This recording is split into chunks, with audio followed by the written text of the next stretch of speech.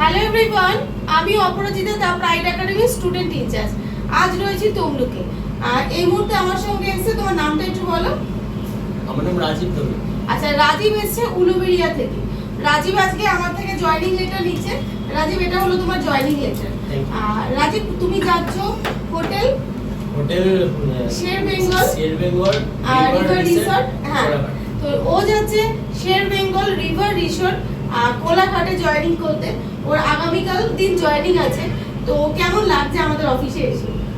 আমার এসে সত্যি কথা বলতে যখন আসছিলাম কনফিউজ, কিন্তু এখন অফিসে খুব ভালো লেগেছে। আমাদের ব্যবহার কেমন লাগে? খুব ভালো।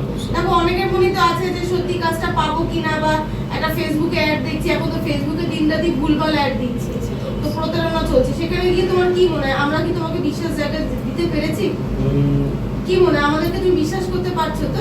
মানে দেখে তো অবশ্যই মনে হচ্ছে ভালো। তো তো তুমি একটা কাজ করবে, তুমি আগামীকাল বা পরশুদিন জয়েনিং করে তোমার একটা ভিডিও, তুমি যে হোটেলে পৌঁছে গেছো তার একটা ভিডিও আমাকে পাঠাবে। সেই ভিডিওটাও আমি আমার চ্যানেলে পোস্ট করব।